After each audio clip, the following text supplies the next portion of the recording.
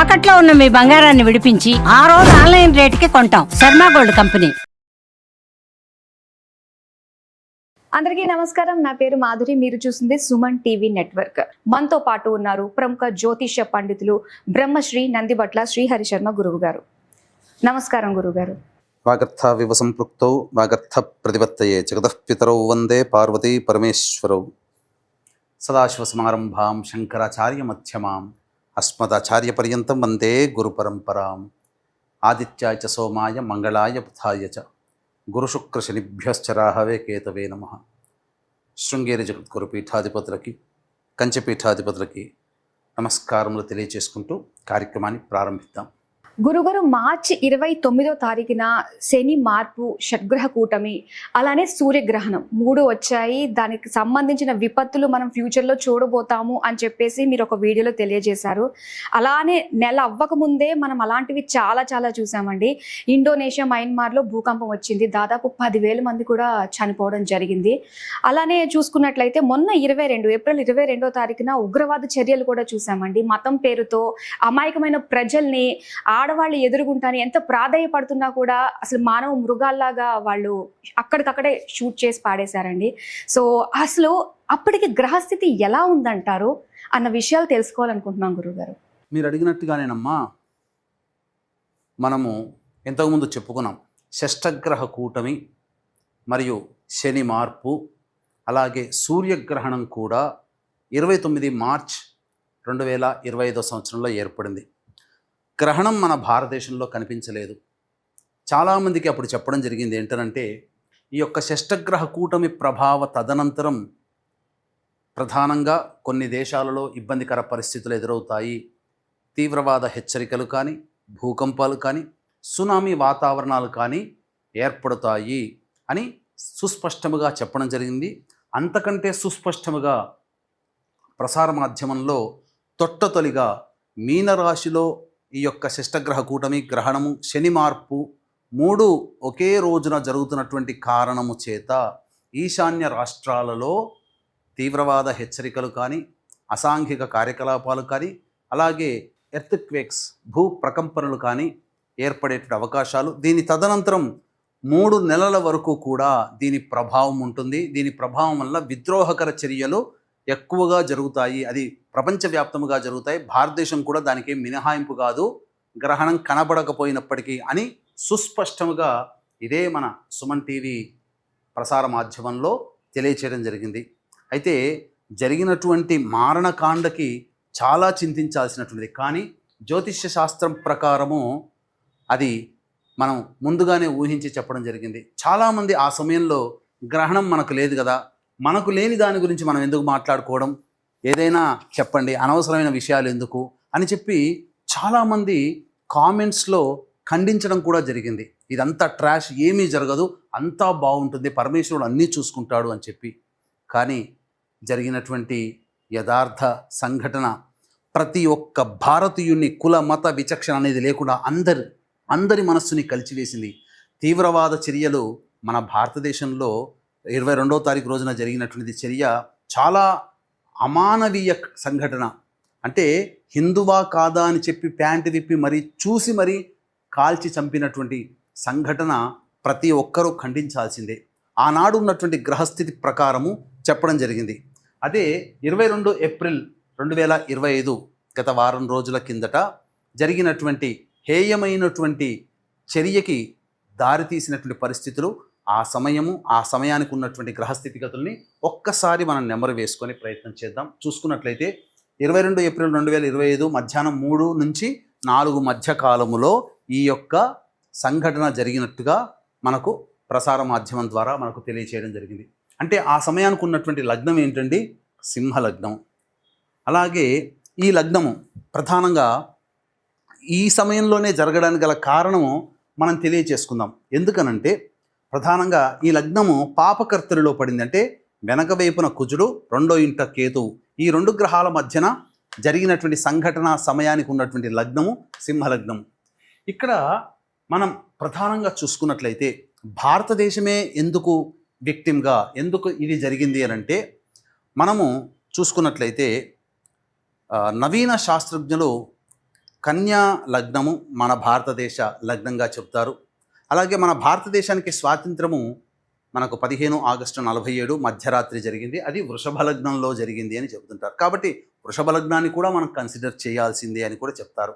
కానీ ప్రాచీన జ్యోతిష్యుల అభిప్రాయం ప్రకారము మకర రాశి భారతదేశానికి సంబంధించినటువంటి రాశిగా చెప్పబడి ఉంది.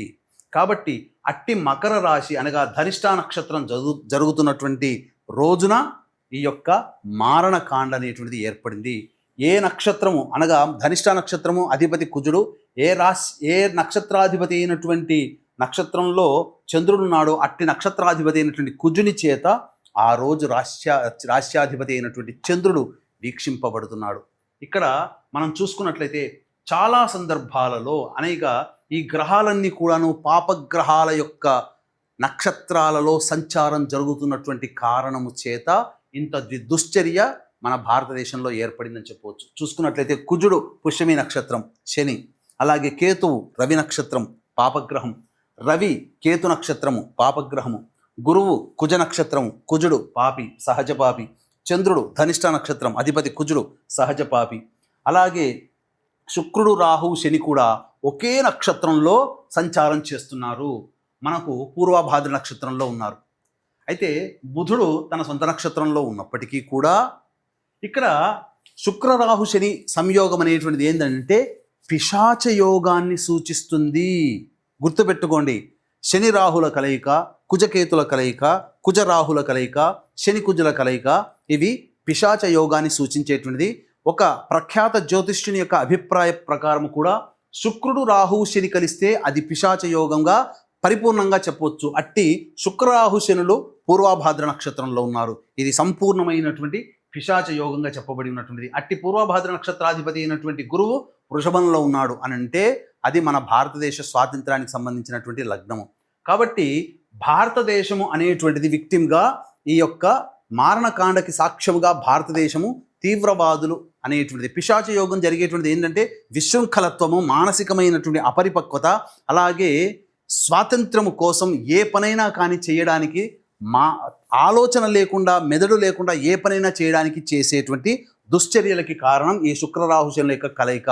అందుకని తీవ్రవాదులు తమ విశృంఖలత్వాన్ని ఆ రోజున చూపించారు. దాదాపుగా 30 మంది పైబడి ఈ యొక్క మారణకాండలో మరణించడం జరిగింది.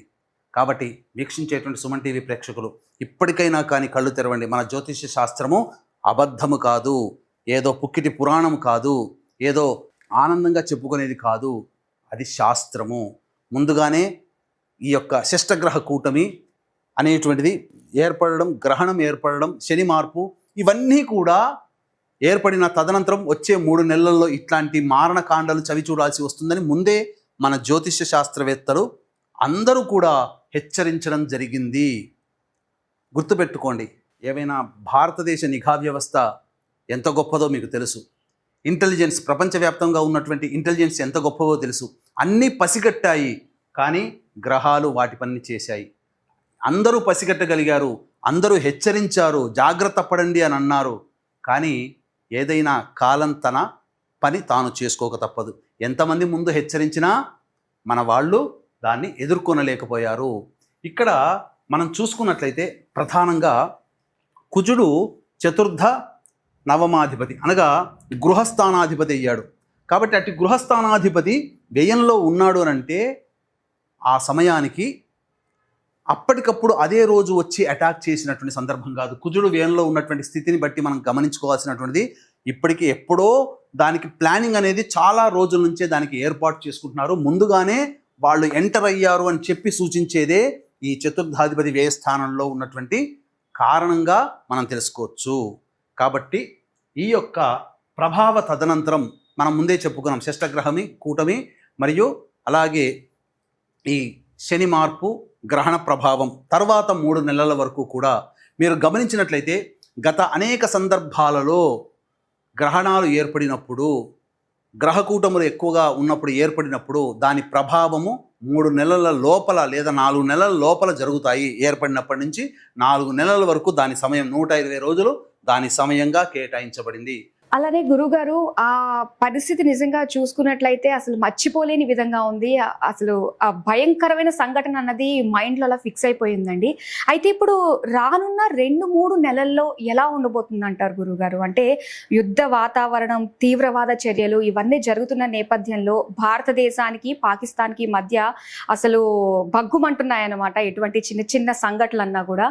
అలానే మూడో ప్రపంచ యుద్ధం ఏమన్నా జరిగే అవకాశాలు ఉంటాయంటారా? ప్రెజెంట్ ఉన్న గ్రహస్థితి ఆధారంగా అసలు ఏం చెప్పదలుచుకున్నారు? వాస్తవం అమ్మా. ఎందుకంటే మీరు అడిగినట్టుగా ఈ గమనించినటువంటి సందర్భాలలో ఈ షడ్గ్రహ కూటమి మరియు ఈ గ్రహణము, శని మార్పు జరిగిన తదనంతరం 4 నెలల వరకు ఆల్రెడీ ఒక నెల లోపలనే మనం ఇంతటి మారణకాండ చూసాం. ఇంకా గ్రహస్థితులు అనుకూలంగా లేవండి. జూలై వరకు కూడా మారణ హోమాలు ఎక్కువగా జరుగుతాయి, ప్రపంచవ్యాప్తంగా జరుగుతాయి. దీనికి మన భారతదేశం ఏమీ మినహాయింపు కాదు. ఇప్పుడున్నటువంటి పరిస్థితులు కనుక చూసుకున్నట్లయితే భారతదేశము యుద్ధమే చేస్తుంది, కాకపోతే చాలా డిప్లొమాటిక్గా వ్యవహరిస్తుంది. అంటే వాటితో నేరుగా యుద్ధం చేయకుండా ఇతరత్ర అనేక మార్గాల ద్వారా దిగ్బంధనం చేసింది. ఆల్రెడీ మనకందరికీ తెలిసిందే. ఇది కొనసాగుతుంది. దీని ప్రభావము ప్రతిరోజు కూడా టెన్షన్ వాతావరణంతో కూడుకున్నటువంటి పరిస్థితిగా ఏర్పడవచ్చు. అయితే మీకు ఇక్కడ ఒక విషయం తెలియచేస్తాను. ఏమిటి అనంటే కాలసర్పయోగం అనేటువంటిది ఏర్పడబోతుంది. ఎప్పటి నుంచి? 18 మే 2025 నుంచి 6 జూన్ 2025 వరకు. అంటే ఏమన్నట్టు 11 రోజులు, 18 మే నుంచి 30 అంటే 12 రోజులు ప్లస్ 6 18 రోజులు. కాబట్టి 18 రోజుల పాటు కాలసర్పయోగము అనేటువంటిది ప్రపంచవ్యాప్తంగా గ్రహాలన్నీ కూడాను రాహుకేతుల మధ్య బంధింపబడుతాయి. ఇది గుర్తుపెట్టుకోండి. ఈ సమయము అత్యంత కీలకమైనటువంటి సమయం. ఈ సమయంలో చాలా మటుకు ప్రిపరేషన్స్ అవుతాయి. కాలసర్పయోగంలో ఉన్నప్పుడు ఏది ఇబ్బంది కాదు, కానీ ఆ ప్రిపరేషన్స్, మారణకాండ, విధ్వంసలు, యుద్ధాలు జరగడానికి ప్రిపరేషన్స్ జరుగుతాయి. అయితే యుద్ధమే వస్తుందా, లేకపోతే ఇంకా ఇతరత్ర ఏమన్నా దుశ్చర్యలు జరుగుతాయా అని అంటే మనం ఎప్పుడు కూడా చరిత్రతో మనం ఎప్పుడు కూడాను కంపారిజన్ చేసుకోవాలి. చరిత్ర అంటేనే అది. కాబట్టి ఒకసారి చరిత్ర మూలాల్లోకి వెళ్ళినట్లయితే మనకందరికీ బాగా, ఈ జనరేషన్లో వాళ్ళకందరికీ కూడా బాగా గుర్తుండిపోయేటువంటి సంఘటన మనం చూసుకుంటే 11th సెప్టెంబర్ 2001 అమెరికాలో ట్విన్ టవర్స్ కూల్చివేసినటువంటి సంఘటన గుర్తుండుంటుంది అందరికీ కూడా. ఆ సమయంలో ఉన్నటువంటి గ్రహాల యొక్క స్థితిగతులని మనం చూసుకున్నట్లయితే ప్రధానంగా ఆ సమయంలో కుజుడు, కేతువు కలిసి ఉన్నారండి. కుజకేతు గ్రహాల యొక్క కలయిక ఇది ప్రధానంగా. అంటే మనకు శాస్త్ర ప్రకారం చెప్పబడినటువంటిది ఏంటనంటే అగ్నితత్వ రాశులు, యుద్ధానికి ఉరిగొల్పేటువంటి రాశులు అగ్నితత్వ రాశులు. అవి మొదలుగా మేషం కంటే బలీయమైనది సింహం కంటే అతి బలీయమైనటువంటిది ఈ యొక్క ధనుస్సు. కాబట్టి మనకేం చెప్పబడి ఉంది? యుద్ధమే చేశారు తీవ్రవాదులు. ఒక విమానానితో 2 ట్విన్ టవర్స్ని కూల్చివేసి దాదాపు 10,000 పైచిలకు మంది ప్రాణాలు కోల్పోయారు. ప్రపంచమంతా కూడా దిగ్భ్రాంతి చెందింది. మతోన్మాదము ఇంత విధ్వంసాన్ని సృష్టిస్తుందా అని చెప్పి అంత ప్రపంచమంతా కూడా దిగ్భ్రాంతి చెందింది. ప్రధానంగా చూసుకున్నట్లయితే అక్కడ చంద్రుడు గమనించాల్సిన అంశం ఏంటంటే తెలియచేస్తాను. ఎందుకు ఈ చంద్రుడికి, గురువుకి, రాహుకి, శనికి, శుక్రుడికి, కుజుడికి, కేతువుకి సంబంధం అనేటువంటిది తెలియచేద్దాం. చంద్రుడు ఆ రోజున మిథున రాశిలో ఉన్నాడు. ఓకే, ఇది గుర్తుపెట్టుకోండి. గురు రాహుల యొక్క కలయిక ఇది కూడా మిథున రాశిలోనే ఏర్పడింది.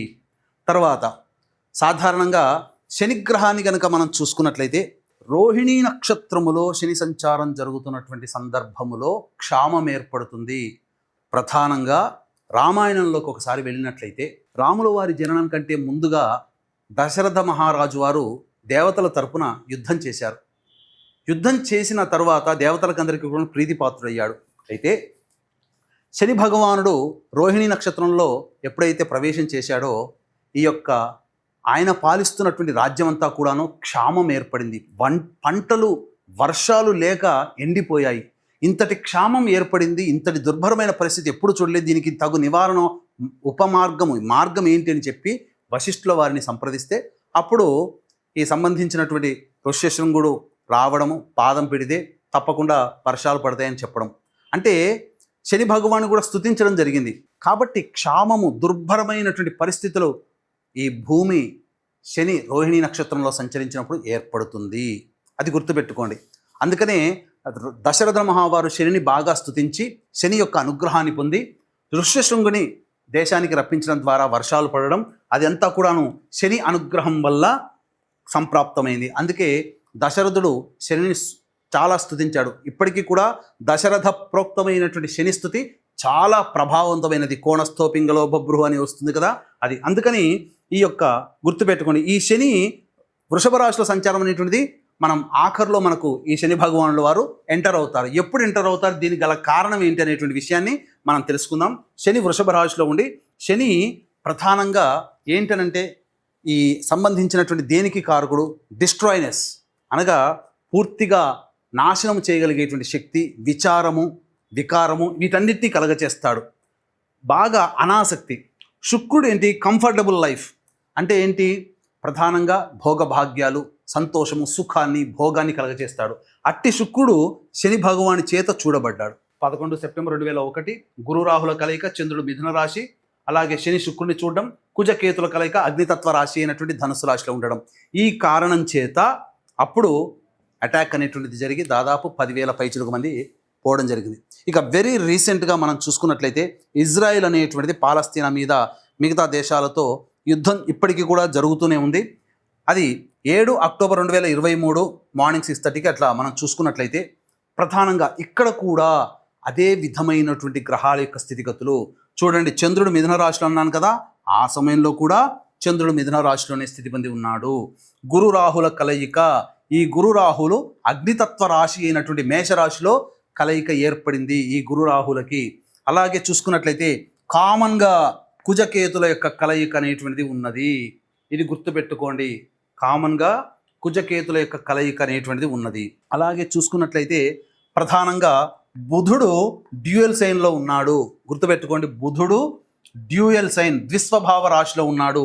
ఎప్పుడు, ఈ 11 సెప్టెంబర్ 2001 ఈ ట్విన్ టవర్స్ కూల్చే సందర్భంలో బుధుడు డ్యూయల్ సైన్.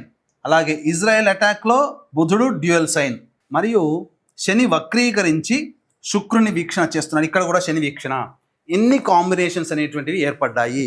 ముఖ్యంగా చూసుకున్నట్లయితే ఈ కుజకేతువులు అనేటువంటివి కీ రోల్ పోషిస్తాయి. అంటే పిశాచ యోగాన్ని కలగచేస్తాయి. పిశాచ యోగం అంటే ఏంటంటే ఆ గ్రహాల కలయిక ఉన్నటువంటి జాతకులకి చాలా దుర్భరమైన పరిస్థితులు, ఆ దశాంతర్దశలు కానీ ఈ సంయోగం గ్రహ ట్రాన్సిట్లో గోచారంలో గ్రహాల యొక్క స్థితిగతులు ఉన్నప్పుడు ఇబ్బందులు ఎదుర్కొంటారు.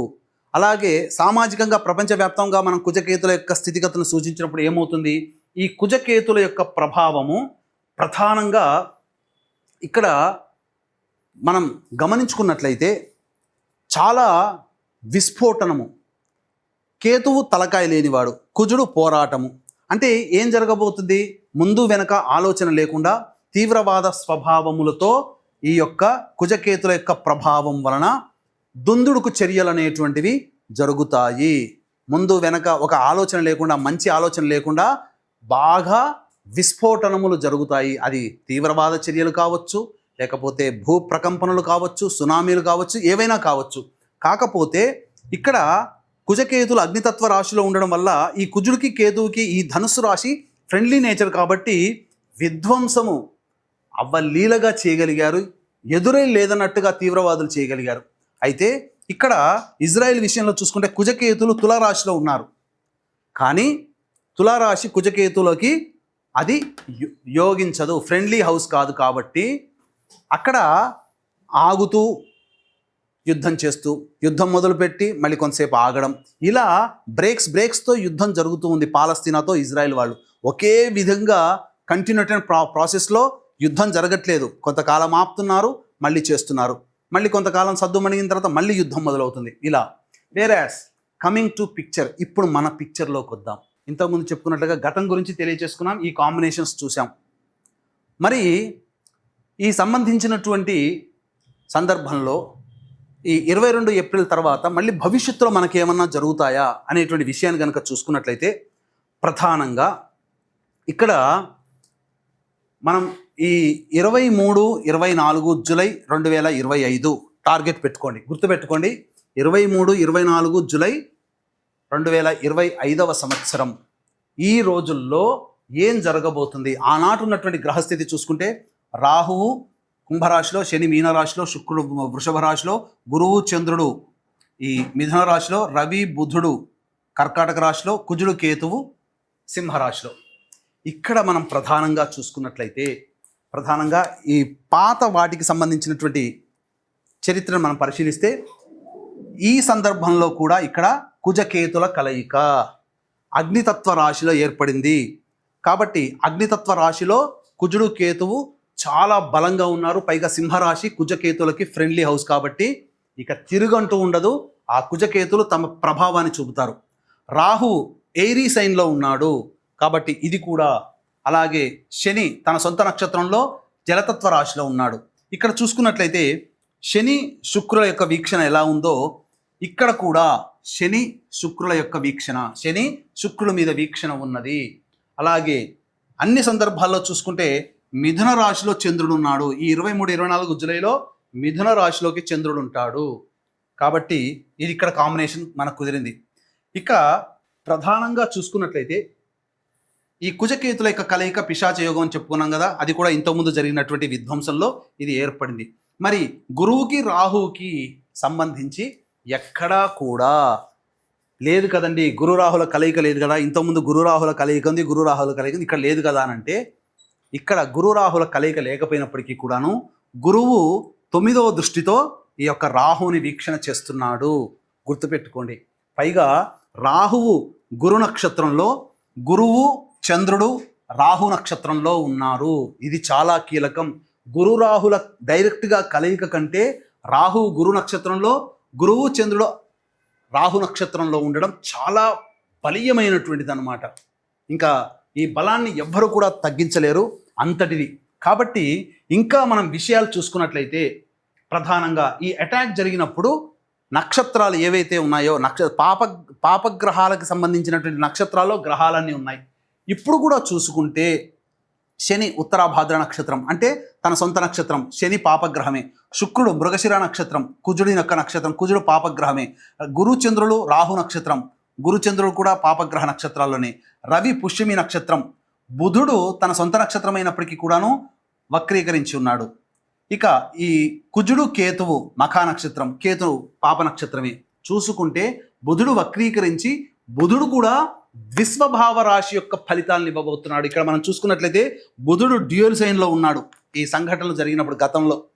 కానీ బుధుడు వక్రీకరించినట్టు కారణం చేత మళ్ళీ డ్యూయల్ సైన్లోకే ఫలితాలను ఇస్తున్నాడు.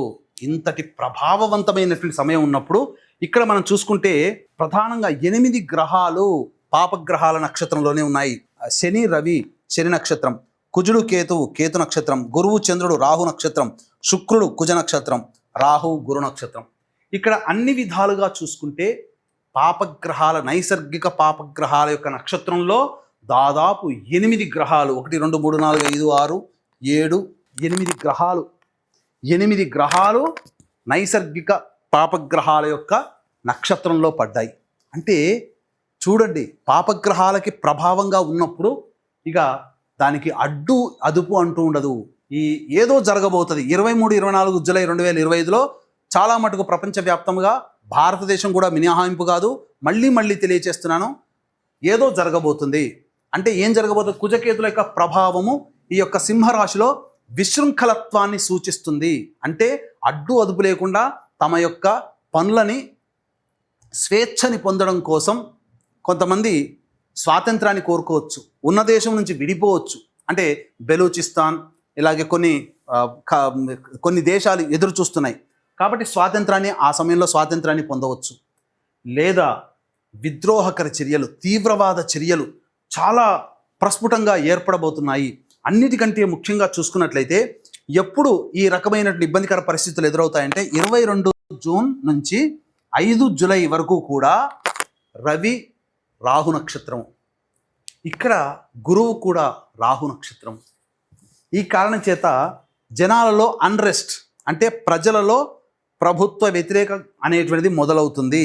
రవి గవర్నమెంట్కి కారకుడు, ప్రజాస్వామ్య వ్యవస్థలలో గవర్నమెంట్కి కారకుడు. కాబట్టి ప్రజలలో అసంతృప్తి చెలరేగి తిరుగుబాటు చర్యలు ప్రపంచవ్యాప్తంగా ఏదైనా దేశంలో జరగవచ్చు. లేదా ఈ 22 జూన్ నుంచి 5 జూలై మధ్య కాలంలో రవి యొక్క ప్రభావము చాలా బలహీనంగా ఉన్నటువంటి కారణం చేత ప్రపంచంలో పేరు పొందినటువంటి దేశ అధికారులు లేదా దేశానికి సూచించేటువంటి అధ్యక్షులుగా సూచించేటువంటి వ్యక్తులు, మంత్రులు, ముఖ్యమంత్రులు, ప్రధానమంత్రులు కానీ ఎవరైనా కానీ దేశంలో ప్రధాన రాజకీయ రంగంలో అత్యున్నతమైనటువంటి స్థానంలో ఉన్నటువంటి వాళ్ళ మరణము కానీ హత్య కానీ జరగబోతుంది. లేకపోతే ఆ దేశంలో పీపుల్ అన్రెస్ట్ అనేటువంటిది కలుగుతుంది. అసంతృప్తి జ్వాలలు చెలరేగి అశాంతి వాతావరణం 22 జూన్ నుంచి 5 జూలై మధ్య కాలంలో ఏర్పడుతుంది. అయితే ప్రధానంగా 30 జూన్ నుంచి 25 జూలై వరకు శుక్రుడు వృషభ రాశిలో సంచారం చేస్తుంటాడు. శుక్రుడు వృషభ రాశిలో సంచారం చేస్తున్నప్పుడు శని దృష్టి అంతా కూడా శుక్రుడి మీద పడుతుంది. మన భారతదేశం స్వాతంత్రం వచ్చిందే వృషభ లగ్నంలో. కాబట్టి లగ్నానికి అధిపతి అయినటువంటి శుక్రుడు శని చేత వీక్షించబడుతున్నటువంటి కారణం చేత 30 జూన్ నుంచి 25 జూలై వరకు ఉన్నటువంటి మధ్యకాలంలో భారతదేశంలో పలు కీలకమైనటువంటి మార్పులు చేర్పులు చోటు చేసుకోబోతున్నాయి. ఏదైనా జరగవచ్చు, విధ్వంసకర చర్యలు జరగవచ్చు. కాబట్టి ప్రజలందరూ కూడా అప్రమత్తతతో ఉండండి. చాలామంది అనుకునేటువంటిది ఏంటనంటే ఏదైనా జరుగుతుందా, ఇబ్బందులు ఎదురవుతాయి, యుద్ధం వస్తుందా అని చెప్పి. యుద్ధము వచ్చేంత చర్యలు జరుగుతాయి. ఒకవైపున చూసుకుంటే ఏదైనా కానీ మారణకాండలు అనేటువంటివి జరుగుతాయి. కాకపోతే ఇది ఆరంభం మాత్రమే, అంతం కాదు అని గుర్తుపెట్టుకోండి. గురుగారు, అలానే మీరన్నట్టుగానే రాబోయే 2-3 నెలల్లో తీవ్రమైన పరిణామాలు ఎదుర్కోవాల్సిన పరిస్థితి ఏర్పడింది అని చెప్పేసి అంటున్నారు. మరి దాని నుంచి తప్పించుకోవడానికి ఎలాంటి పరిహారాలు చేసుకోవాలంటారు? ఇంతకుముందు చెప్పుకున్నట్టుగా ఇక్కడ ప్రపంచవ్యాప్తముగా అనేకమైనటువంటి దుస్సంఘటనలు జరగడానికి ఇది ఆరంభం మాత్రమే. దీనికి భారతదేశం కూడా ఏం మినహాయింపు కాదు. అంతం ఎప్పుడని అంటారా, గ్రహాల యొక్క స్థితిగతులు కూడా మారాలి. ముఖ్యంగా శని భగవానుడు ప్రస్తుతం మీనరాశిలో సంచారం చేస్తున్నాడు. వృషభ రాశిలోకి రావాలి అంటే ఇంకా 2.5 సంవత్సరాలు ప్లస్ 2.5 5 సంవత్సరాలు తర్వాత ప్లస్ ఒక 9 నెలలు, 5 సంవత్సరాల 9 నెలల తరువాత ఈ యొక్క ప్రభావము ఏర్పడబోతుంది. అంటే 2030వ సంవత్సరంలో జూలై, ఆగస్ట్, సెప్టెంబర్ ఈ మధ్య కాలంలో చాలా మటుకు ఎప్పటి నుంచో చాలామందికి ఊహాజనితమైనటువంటిది థర్డ్ వరల్డ్ వార్ అని అంటారు కదా, అటువంటిది జరగబోయే అవకాశం ఉంటుంది.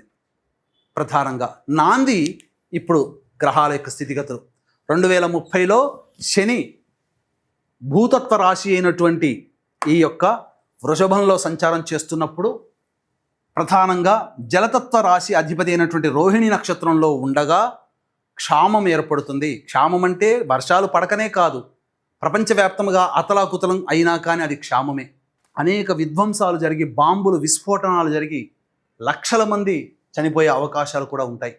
కాబట్టి 2030 నుంచి అప్పుడు జరిగేటువంటి గొప్పది ఏంటంటే ప్రధానంగా భారతదేశము విశ్వగురు స్థానానికి చేరుకుంటుంది. భారతదేశానికి తిరుగులేని స్థానంలో చేరుకోబోతుంది.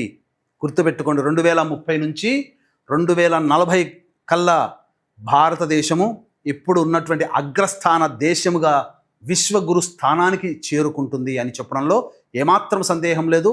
ప్రపంచవ్యాప్తంగా 1/3 వంతు ప్రజలు చాలా మటుకు ఈ యొక్క విధ్వంసకర చర్యల్లో అసూలు బాసే అవకాశాలు గోచరమవుతున్నాయి. గ్రహ స్థితిగతులు అంత అనుకూలంగా లేవు.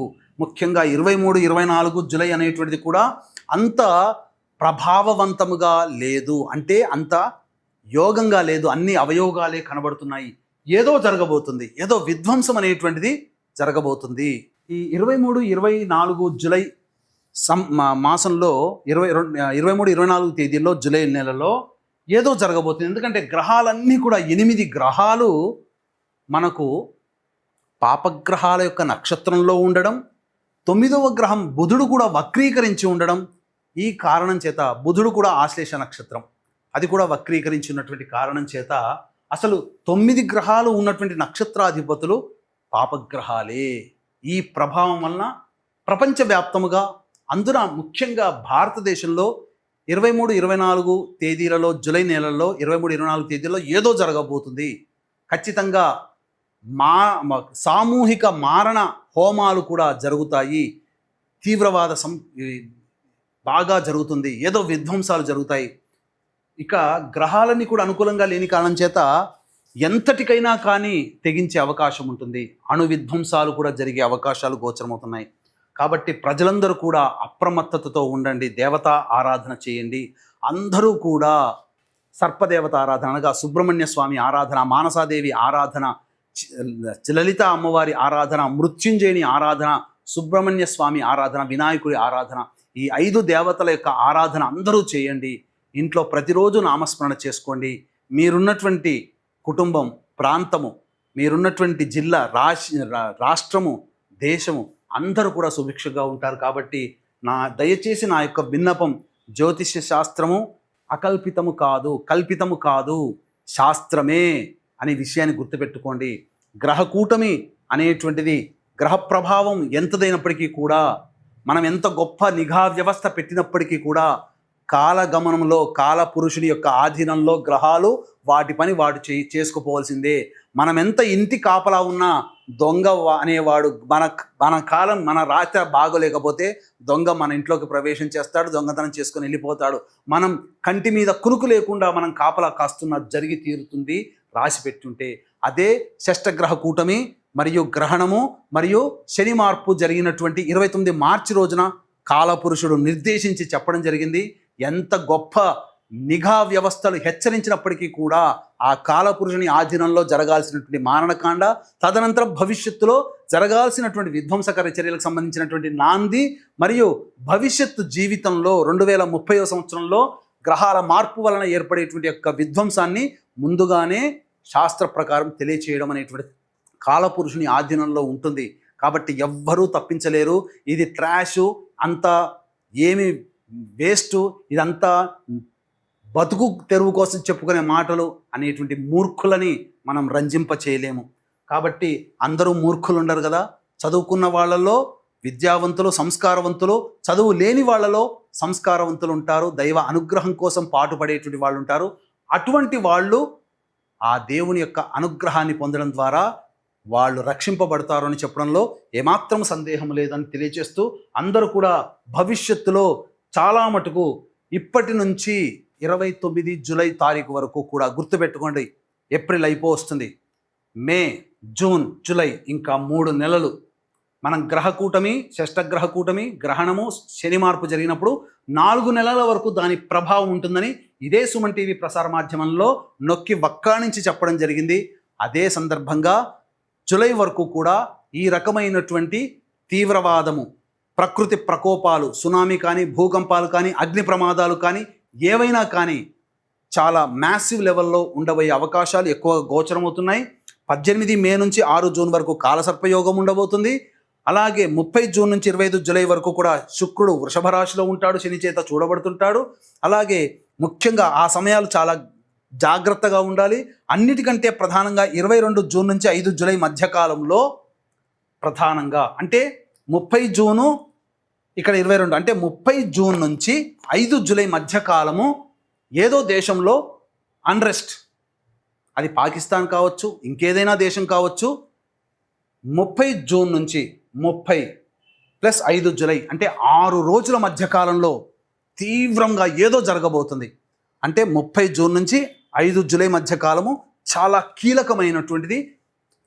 అప్పుడు ఏర్పడినటువంటి సంఘటనల ప్రభావము 23-24 జూలైలో దానికి ముగింపు పలికే విధంగా ఉండబోతుంది. ఏదైనా కానీ జూలై వరకు కూడా వీక్షిస్తున్నటువంటి ప్రేక్షకులందరూ జూలై వరకు కూడా అందరూ కూడా దైవ ధ్యానంలో ఉండే ప్రయత్నం చేసి మనల్ని మనం దైవానుగ్రహం వల్ల రక్షించుకునే ప్రయత్నం చేద్దాం. సర్వం శ్రీ ఉమామహేశ్వర పరబ్రహ్మార్పణమస్తు.